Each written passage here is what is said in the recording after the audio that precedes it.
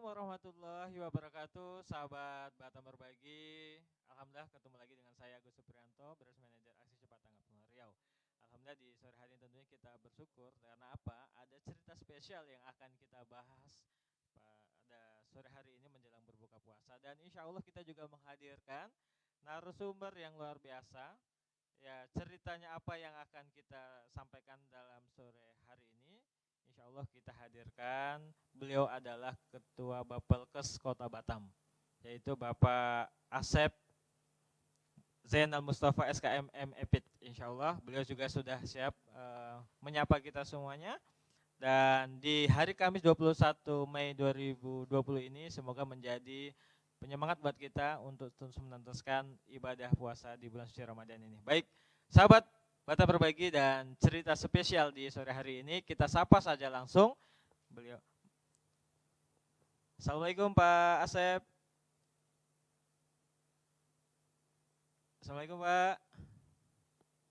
Ya sepertinya Waalaikumsalam warahmatullahi wabarakatuh. Waalaikumsalam. Alhamdulillah. Gimana Pak Asep kabarnya Pak?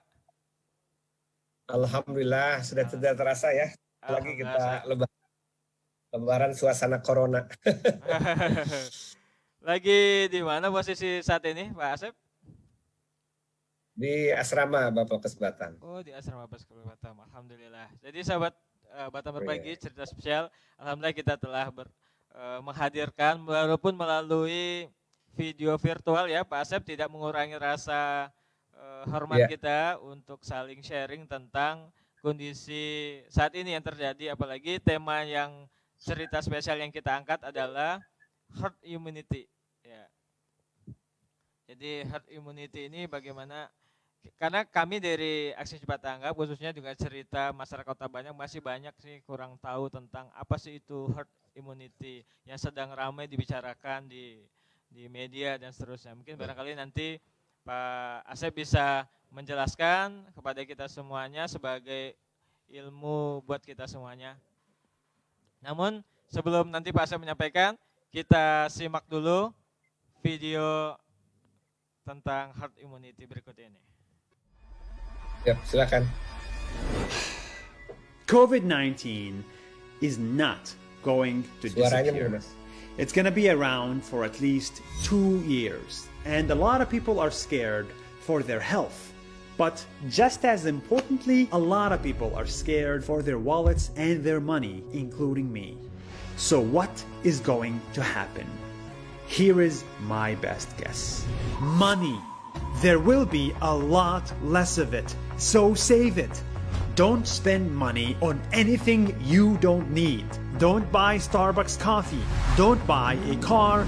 Don't buy the stock market. It's gonna crash. Don't even buy that H&M t-shirt or that extra suit you don't need, because weddings won't be back for a while. Jobs. Many jobs are simply not coming back. Waiters, tour guides, hospitality industry. It's gonna take at least 2 years to get the same number of jobs back. So in this free time, you must spend it on education. Get a skill that can make money fast. As a business myself, I'm still looking to hire people, but people with internet skills. People who know how to edit videos. People who know how to run Facebook ads, build websites, create a sales funnel. People with an IT degree, not a philosophy degree. And these skills are going to be so much more important in the future. Freelance. With 20% unemployment in the US, it's gonna be a long way to get back to 5%. So this is the time to create your own job. Go online and teach the piano. Go online and offer your design services. Traditional city jobs are pretty much dead. Medicine. If you are not sure about studying medicine, then this is the time to do it. COVID-19 taught us the world needs you, the doctor and the nurse. The world doesn't need me. It doesn't need Gucci. It doesn't need all these travel influencers. We are not essential. You are. Patience. Once physical lockdown ends, a new one begins. And this one is gonna suck because it's going to be for 2 years. For 2 years, no more large gatherings like these, no more group tours, no more busy offices, no more full airplanes, and no more money flying around. This is the time to think different. Everything I mentioned above is possible if you are lucky. But if you are in the bottom 10% of society, it's impossible. Not everyone can afford to upskill or to even have a computer. That's why income inequality is about to go up. The rich will stay rich, the poor will get poorer, and the gap will go even wider. For the first time in decades, millions of people will enter poverty, not escape it.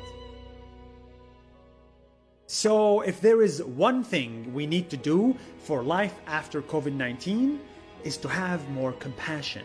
Look after yourself first and then look after your neighbor. Odds are they're having a harder time. This is not the time to spend money, but it's definitely the time to give it. And maybe that's how we're going to beat this pandemic together. Stay home, stay safe, and I'll see you next week.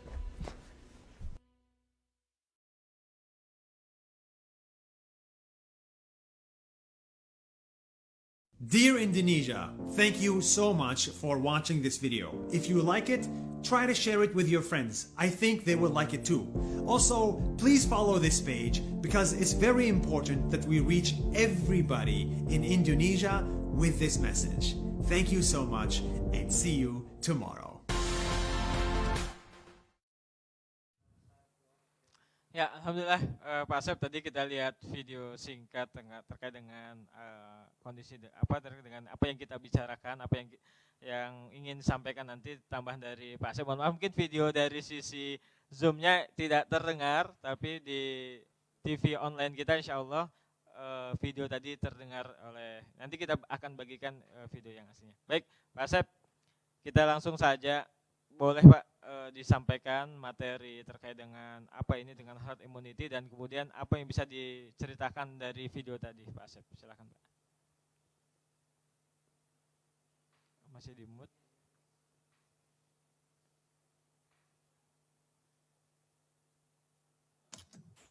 Mau dibantu dengan slide ya? Iya. Slide-nya boleh dibantu.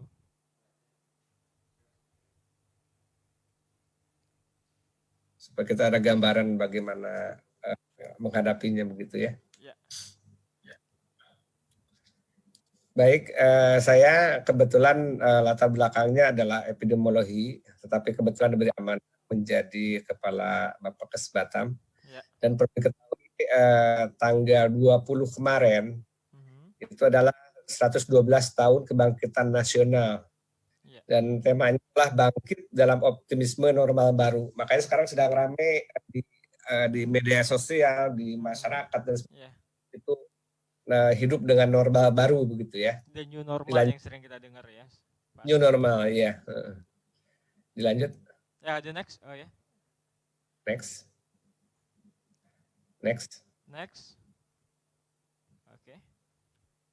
Nah, mungkin perlu diketahui dulu bagaimana wabah-wabah yang cukup mencekam, yang kalau kita sekarang tidak merasa ini seperti sekarang heboh, ada yang belanja ke pasar, ke mall, sebagainya ya. Nah ini ada gambaran bagaimana pandemi terburuk yang pernah terjadi. Ini bukan 6 tapi ada 8. Pertama adalah London ya, itu dengan istilah maut hitam atau Black Death. Itu pada abad 14. Nah, 1665 dan itu membunuh 20% populasi. Bayangkan Indonesia kalau 250 berarti berapa puluh juta Indonesia kalau tidak kita tidak mengikuti ini pemerintah.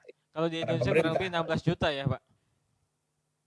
Kalau 20% kan sekarang katakanlah 250 juta. Ya, jadi kalau sekitar 16 juta. 50 juta. 50 juta. 20 juta. Oh, 20%. 40%. Tapi kalau konon kabarnya nanti kita lihat ini.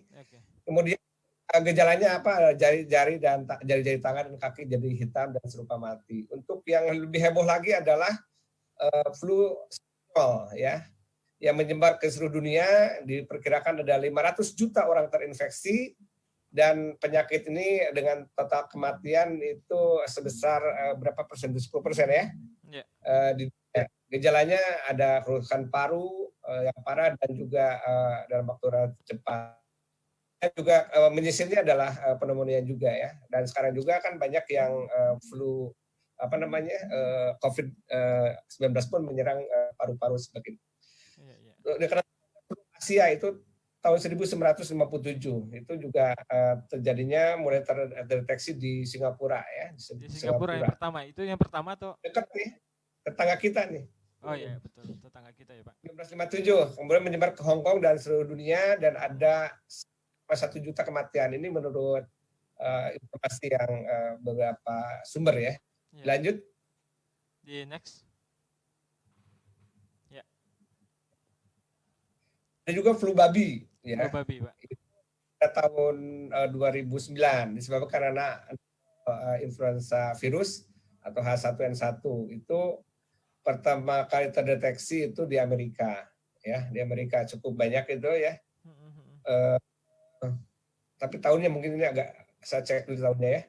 Kemudian penyakitnya menyebabkan 570 ya. 575.000 ini Pak ya? 575.000 kematian. Iya, 575.400 orang. Ribu ya? Iya, ribu. Jadi anak-anak dan usia paruh baya. Ada lagi flu Hong Kong, itu tahun 1908. Itu Hong Kong memang ini, Cina Hong Kong ini agak berat nih.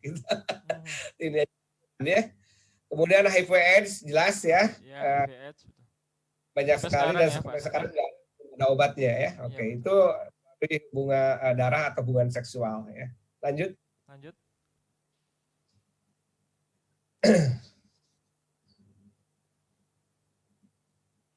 Ya. Nah, ada pandemi burung juga, tapi tidak terlalu ini kasusnya ya.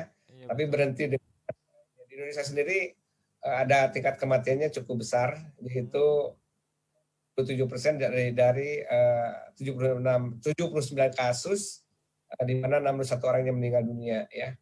Untuk secara global juga tidak terlalu banyak, tapi hebohnya lumayan kan? Ya, hebohnya karena sampai pemusnahan massal unggas ya kemarin. Iya, ya banyak unggas sebagainya. Ya, terus juga ada SARS ya, itu pernapasan akut, itu juga lumayan ramai.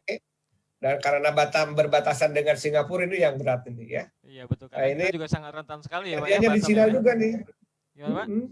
Ini juga Cina juga di tempatnya nih. Oh iya. Makanya kita tuh banyak orang yang gimana ya ke Cina, orang Cina itu. Karena memang lumayan, menyebarnya di 26 negara. 26 negara dan Pak. 8.000 orang. Kematiannya cukup nggak terlalu banyak, 774 untuk 774 COVID. Apa itu? Ribu Pak? Jiwa. Oh, jiwa. Nggak terlalu banyak tuh Pak, nggak sampai 1.000 dong Pak ya? Iya, tapi akan hebohnya lumayan juga ya. Hebohnya udah. Okay. Lanjut. Next slide. Nah, ini ya Pak ya, COVID-19. Nah, ini yang sekarang heboh ya. Okay. Jadi yang terburuk yang terjadi di dunia yang paling heboh sekarang, karena hampir mirip tahun 1919 di Spanyol, yang sebetulnya sudah dideteksi di Wuhan bulan Desember. Makanya namanya juga dikatakan sebagai COVID-19, artinya coronavirus disease, ditemukan pada 2019. Nah, ini gejalanya ada demam, rasa lelah, batuk kering, rasa nyeri dan sakit, tersumbat, pilek, tenggorokan. Nah, itu coba kalau udah ada gitu cepat-cepat harus lapor ya. Jangan banyak kasusnya ternyata merasa tidak seperti itu, juga kadang-kadang orang dikatakan jujur. Karena mungkin ada rasa ketakutan juga barangkali ya Pak, tapi akhirnya orang juga berbagai alasan lah dikemukakan. Yang kenyataannya adalah beberapa profesor kami itu meninggal karena ada pertama menerima tamu juga yang bergejala, begitu dia ditanya-tanya, saya pernah berobat di sini sebagainya, ternyata dilihat dari ronsennya, waduh COVID, akhirnya agak lama dosen saya itu meninggal dunia juga. Nah, jadi ada juga yang tidak merasakan apa-apa, OTG. Ada yang orang yang nggak ngerasa gejala sama sekali terhadap COVID itu. Iya, seperti sehat aja gitu. Nah, kalau ada orang yang seperti itu, terutama yang bepergian ke tempat yang terjangkit, maka harus ke puskesmas terdekat, lakukan monitoring mandiri, dan kemudian kalau perlu isolasi mandiri ya 1 sampai 14 hari. Nah, teman-teman, kalau memang dari daerah terjangkit, kita memang harus sadar ya. Nah, sering yang dikemukakannya paling gampang ini sebetulnya diam di rumah. Nah, jika keluar rumah, nah ini kadang-kadang kita lihat sekarang sedang heboh-hebohnya dapat THR beli belanja gitu Pak ya. Jadi ramai di pasar Pak ya. Ya, udah gitu ada yang berani nggak pakai masker. Oh iya. Kemudian juga kita harus selalu cuci tangan pakai sabun dan jaga jarak. Nah, yang akan menjadi ke depan yang harus selalu diinikan karena kemungkinan beberapa ilmuwan itu mengatakan ini masih lama begitu. Walaupun negara sudah ada yang landai ya, sudah menurun sebagian. Tapi Indonesia malah menanjak. Hari ini saja peningkatannya paling drastis di atas 900 orang. Hari ini ya Pak ya? Khusus hari ini Pak? Iya, hari ini paling meningkat sekali nih. Jadi menjelang Lebaran ini kelihatannya akan makin meningkat lagi. Lanjut. Mantap. Karena Pak ya, ini per tanggal berapa nih Pak ya? Ya. 20 sekarang ya? barusan hanya PDP-nya baru masih yang kemarin. Tapi yang ini baru televisi nih. Okay. Jadi terkonfirmasi ada 20.162. Nah, kasusnya paling banyak hari ini. Yang ya, lanjut. Nah, next. Oke. Ini semakin menarik nih Pak pembahasannya karena saya juga baru pertama dapat informasi ya langsung dari Pak Asep nih Pak.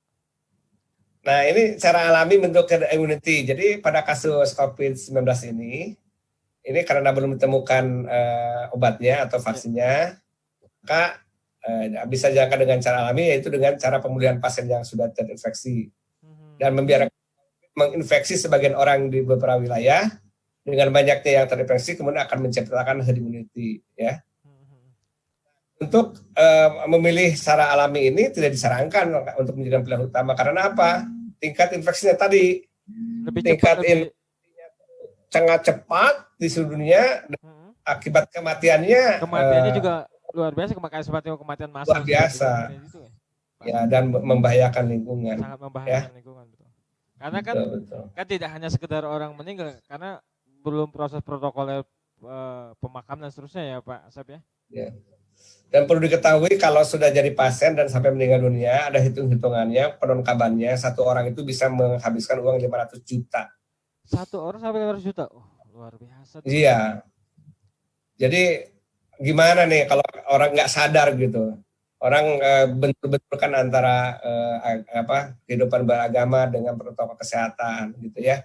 Orang senang dengan ini kok mau dibuka mesti ditutup gitu ya. Itu dia kadang ada kecemburuan sosial juga di lapangan. Tapi bagi ustadz yang lebih lebih menengah itu ya kan nanti memalukan kalau karena kejadian menular dari masjid. Kalau dari masjid kan kita ketahuan ya beragama itu. Betul. Lagian juga di agama kita juga, di agama Islam juga diberikan kemudahan juga. Kalau ada pandemi kita ya boleh melakukan ibadah di rumah begitu. Iya, bukan tidak boleh sholat, tidak boleh berkerumun. Iya, lanjut. Ya, lanjut. Next.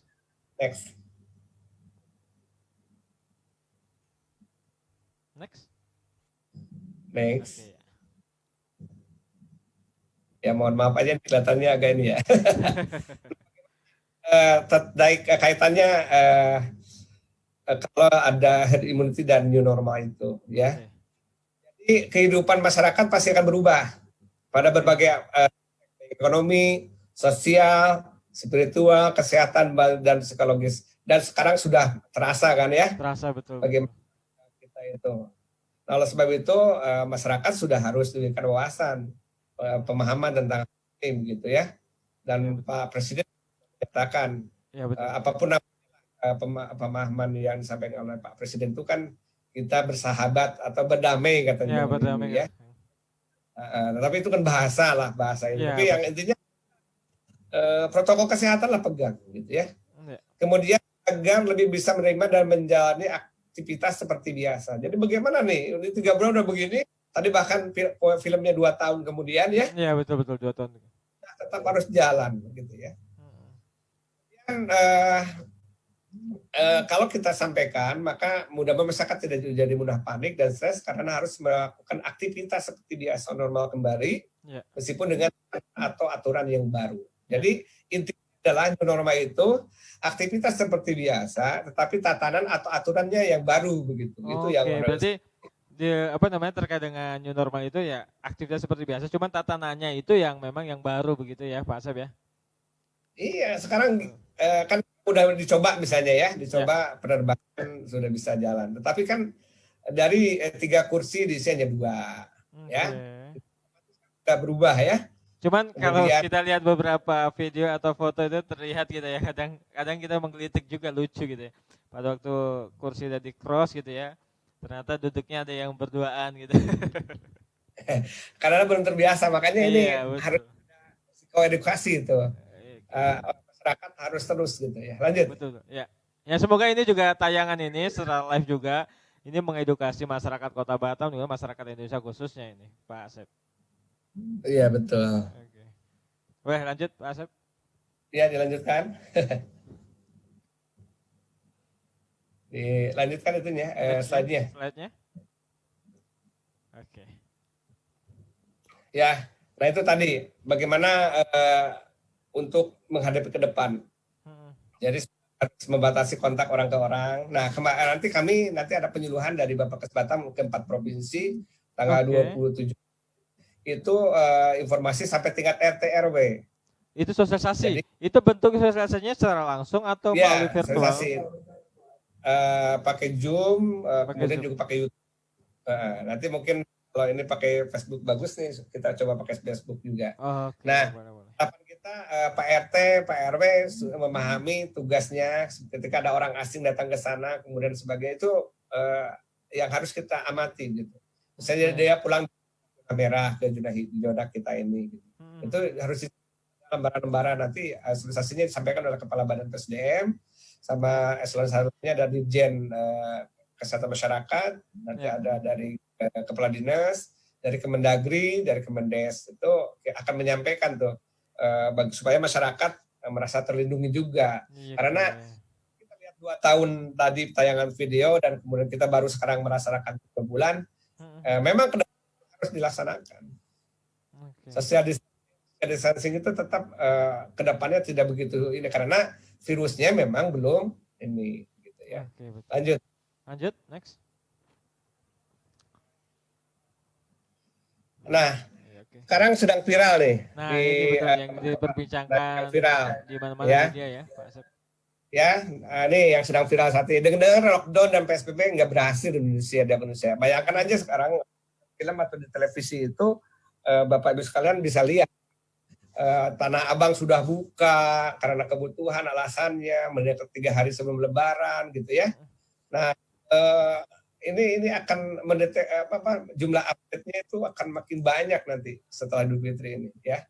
Kemudian akan di herd immunity artinya apa katanya? Secara seleksi alam harus kuat bertahan imun, ada kalau lemah meninggal dengan sendirinya, yaitu hitungannya. Sehingga dalam bahasa Arab, bahasa Jawa itu dikatakan herd immunity itu diartikan urep karepmu mati, apalagi terserah. Iya, urep karepmu itu ya, mati karepmu. Itu ribut. Iya, itu terserah. Yang... Sekarang lagunya sedang rame ya. Nah, jadi kalau karena saya orang Jawa, saya tahu artinya nih Pak. Maksudnya hidup terserah kamu gitu ya, mati juga terserah kamu maksudnya.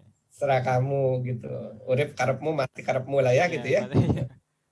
Ini yang akan yang sedang viral juga gitu. Tapi kalau dilihat dari tadi teori yang awal-awal dikemukakan, kalau kita tidak menerapkan yang tadi new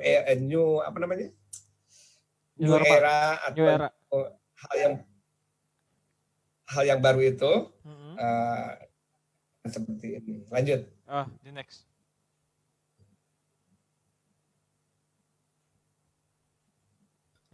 Nah, dari beberapa teman yang menyampaikan itu dengan memiliki kekebalan otomatis penyebaran akan terhenti, ya. Ya, tadi yang sudah nikah. Ini kan di viralnya nih, yang tadi teorinya kan. Ya, betul. Itu apakah sudah ada vaksin? Tapi kenyataannya belum ada vaksin sampai saat ini. Belum ada vaksin sampai sekarang ya Pak ya.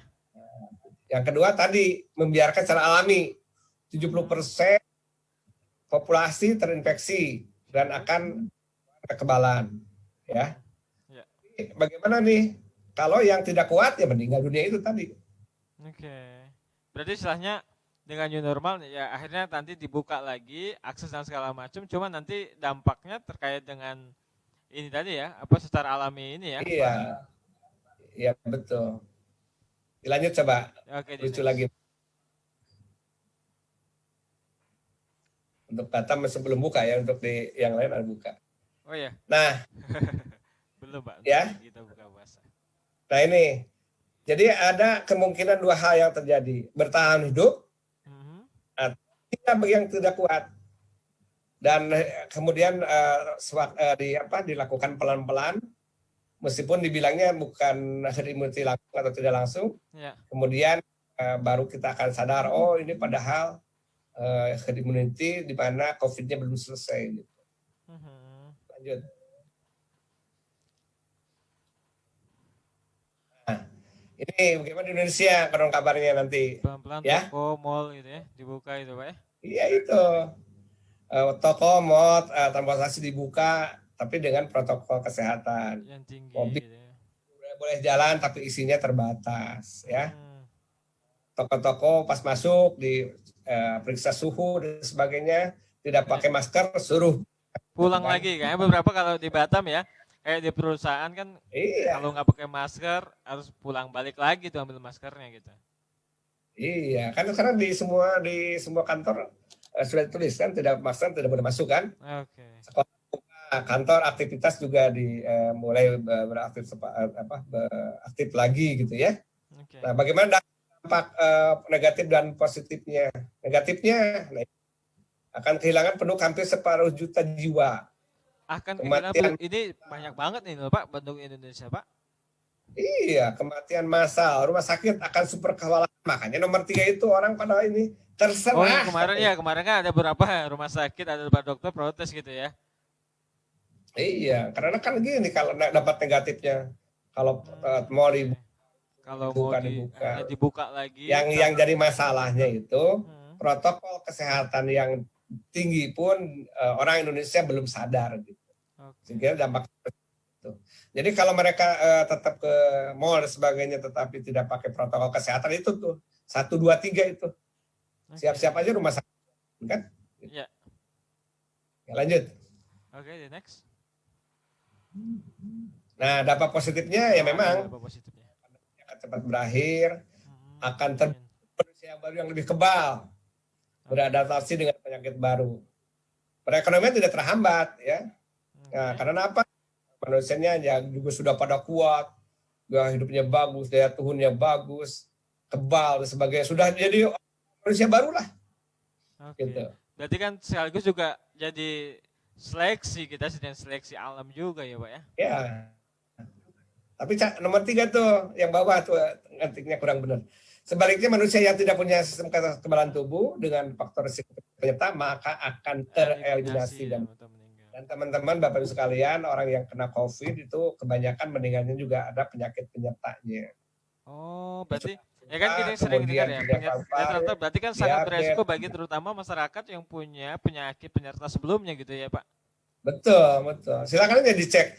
Rata-rata yang meninggal orang tua yang punya diabetes, yang gitu. Sehingga berarti kan pola hidup sehat memang mau nggak mau harus berlaku lagi kayak makan makanan yang betul. Nah, ke depan itu perilaku hidup bersih dan sehat itu yang utama. Yang sekarang tuh masih digembur-gemburkan, dilarang dikit, marah-marah semuanya. Ya, betul. Ya, gitu. Menyalahkan pemerintah dan sebagainya. Iya, padahal kan ini hitungan-hitungannya seperti ini gitu. Ya. Ini sangat mengerikan sekali Pak kalau ini kita berharap pandemi segera berakhir tanpa ada misalnya harus pemusnahan massal semacam ini ya Pak Asep ya, berharap ya Pak. Ya kalau bisa sih vaksin segera ditemukan lah, ada Bio Farma jago-jago di sana ya. Lanjut. Next. Nah bagaimana supaya bisa bertahan? Nah ini jawabannya. Ubah gaya hidup, mulai bersih, berolahraga, makan sehat, jaga vitamin. Makan sehat, minum vitamin. Kemudian ubah lingkungan hidup menjadi sehat nih. Orang-orang vegetarian Kesling ini harus lebih lebih dominan promosi dan sebagainya. Ya, kalau keluar pakai masker. Kalau ada kerumunan hindarilah. Jangan lupa cuci tangan pakai sabun. Ya, menjaga lingkungan kita. Dan ini ingat bahwasannya manusia itu akan berevolusi mengalami secara alam.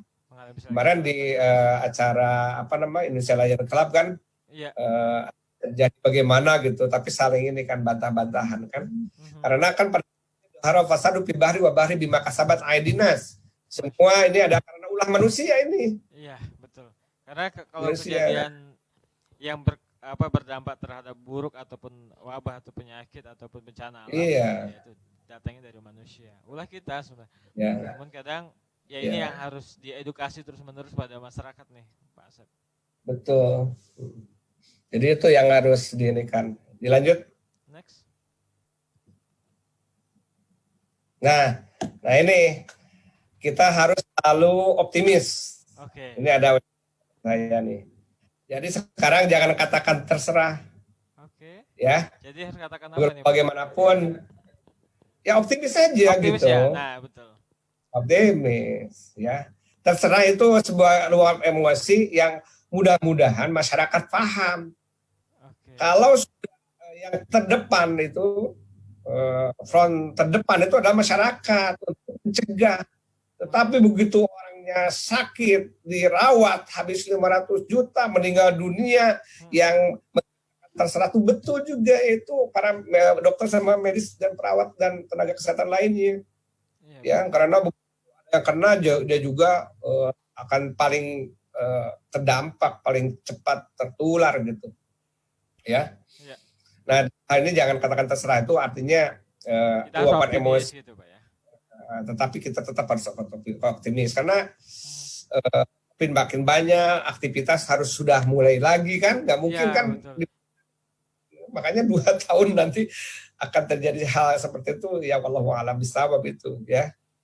Dan petugas kesehatan sudah mulai teriak terserah itu. Itu yang kemarin saya lihat juga beberapa video yang viral gitu ya, Pak Asep. Ya makanya itu yang harus kita maklumi juga gitu ya. Karena salahnya luar biasa. Kemarin kan juga kita coba membantu menghadirkan Humanity Food Truck di rumah sakit COVID. Kemarin juga ngelihat mereka curhat memang luar biasa tantangannya dalam memberikan pelayanan terbaik pada pasien-pasien yang terkena COVID gitu, Mas. Iya betul. Jadi yang kalau sudah udah jadi pasien, front terdepannya adalah dokter sama perawat itu. Semuanya yang ada di rumah sakit. Tapi sebetulnya yang terdepan untuk mencegah masyarakat. Sebenarnya kita ya betul ya. Terdepan ada masyarakat, kalau udah patuh dengan protokol terkait dengan kesehatan COVID ini sebenarnya ya kita nggak perlu ke rumah sakit gitu Pak ya. Betul.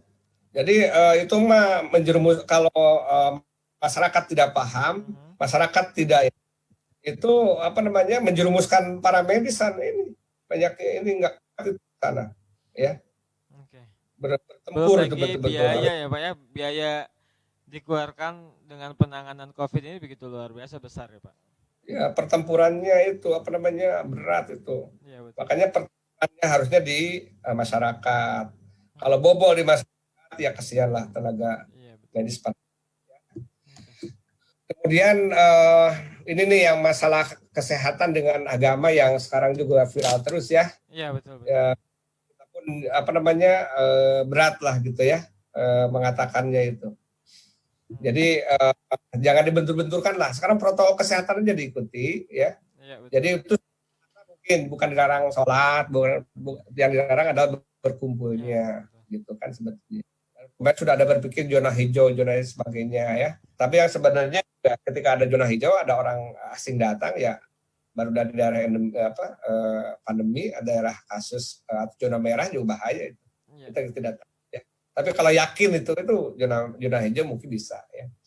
Kemudian jangan melarang orang-orang ke tempat ibadah sebagainya, karena masyarakat kan kenapa mau pasar buka, terminal buka begitu. Iya betul kan yang terjadi sekarang itu ya. Satu orang membanding-bandingkan ini mall dibuka gitu ya, kemudian masjid ditutup. Ya, makin nantang tuh masyarakat tuh, makin nantang karena ibadah dilarang sebagainya. Bukan dilarang itunya. Dilarangnya itu berkumpulnya. Protokol kesehatannya enggak. Kemarin kan viral katanya.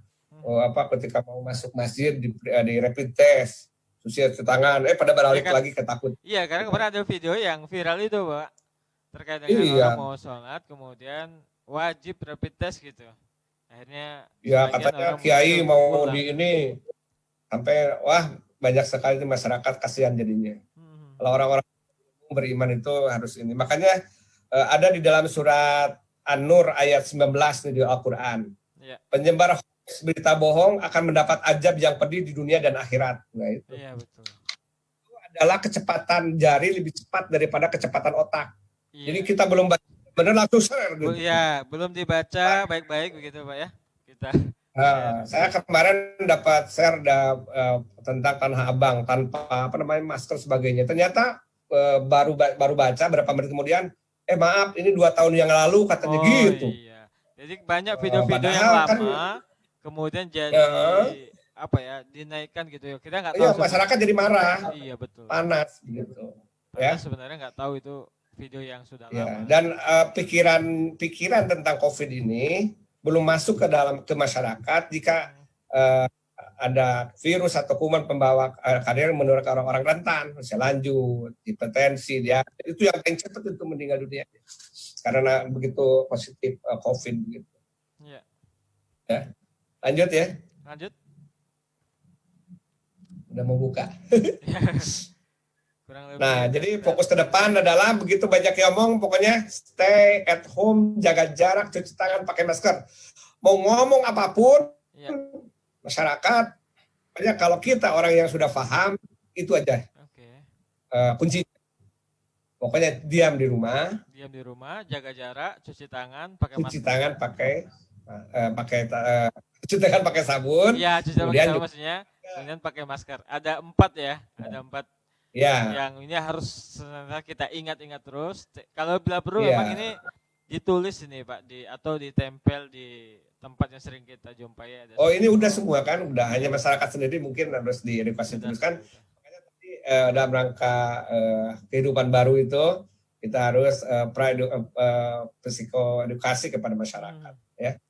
Jadi ada yang mengatakan terserah sebagai wajar sebagai suatu obat ekonomi. Karena terserah tuh bagi orang yang nggak paham, yang nggak tetap kekeh gitu. Iya. Tapi pada sini tetap kita juga harus diimbangi dengan kata-kata stay at home, jaga jarak, cuci tangan, dan jangan lupa kalau keluar pakai masker. Maskernya masker itu bukan masker biar cantik, bukan ya. Lanjut ya. Masker bengkoang itu Pak Sep. Bengkoang. Lanjut ya. Nah ini kalau ingin mau jadi pemenang atau pecundang menghadapi tahun baru, kita harus punya pemikiran, punya perencanaan, kemudian dicoba, ada ide, kerjakan lagi tadi, pokoknya cuci tangan pakai sabun, jaga jarak, gitu sebagainya. Pokoknya itu insya Allah akan jadi pemenang. Agar nanti jadi habit gitu ya Pak ya, jadi habit. Habit ya. Kalau enggak nanti jadi pecundang. Pecundang ada 2. Pecundang memang kita akhirnya penyebar hoax dan sebagainya, ujaran kebencian sebagainya. Kemudian masyarakat ini kemudian ribut semuanya. Ya. Kemudian yang kedua pecundang juga, jadi tertunjang dua, jadi artinya dia mati karena dia tidak bertahan hidup sebagainya kan. Lanjut. Next. Waduh, ini makin seru nih Pak materinya, dan insya Allah ini sangat mengedukasi sekali sebenarnya. Nah ini kita harus masukkan tagar ini ya. Oke, ini baru dimasukkan ya Pak ya? Iya, masifkan ini harus terus diucapkan tadi. Lawan bersama COVID-19. Paparan saya pertama, ayo lawan bersama COVID-19. Kemudian di rumah saja, jaga jarak, kemudian jangan lupa pakai masker. Dan kita semua harus lawan COVID-19. Itu mungkin yang dapat kami sampaikan. Mohon maaf apabila banyak kekurangan. Kalau mungkin ada diskusi sedikit bolehlah. Oke, ya, boleh. Alhamdulillah, sahabat Batam Berbagi, cerita spesial di sore hari ini. Kita mengulik, kita mengupas langsung dari Pak Asep Zainal, beliau selaku Ketua Bapelkes Batam. Ini semoga sangat mengedukasi. Oh ya, izin nanti Pak kalau Asep, ini mungkin Pak Agus, gimana? Bukan ketua, kalau ketua RT. Kami Kepala. Iya, betul ya. Iya. Mohon maaf Pak, saya tadi kelupaan menyebutkannya. Ya, Kepala Bapelkes Kota Batam. Iya Bapak. Ya Pak Asep, izin nanti video ini tentunya bisa juga ditonton oleh masyarakat Kota Batam, khususnya barangkali tadi banyak yang belum mengetahui tentang apa yang terjadi, kondisi apalagi yang dibicarakan tentang herd immunity. Nah, semoga ini sangat mengedukasi terutama bagi saya nih Pak Asep. Senang sekali bisa menyapa langsung dengan Pak Asep, kemudian teman-teman. Ada tambahan satu Pak Agus. Gimana? Ada tambahan satu nih. Saya kemarin baru saja Saka Bakti Usada itu ngadain Pak Asep, boleh Pak di videonya di Zoom meeting itu ada cerita tentang bagaimana kita harus menghadapi ke depan tuh jangan panik.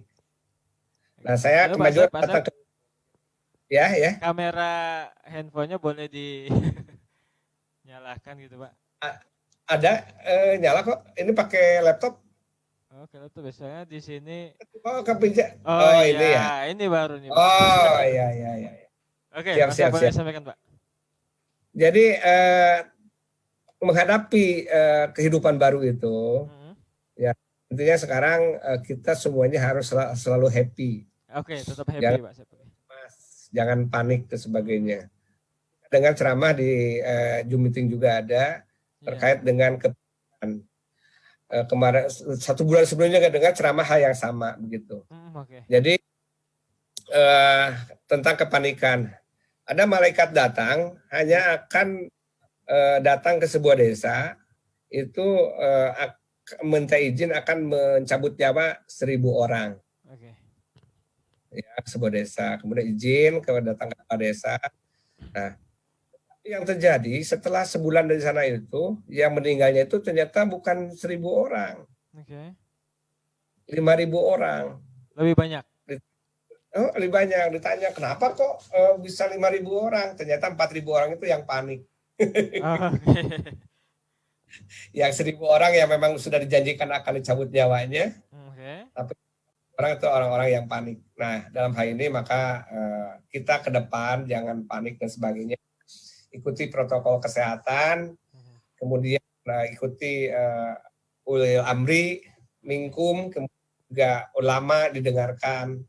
Kalau ada sedikit bias informasi, jangan langsung di-share sebagainya, tapi kita harus bijak menyikapinya. Terima kasih.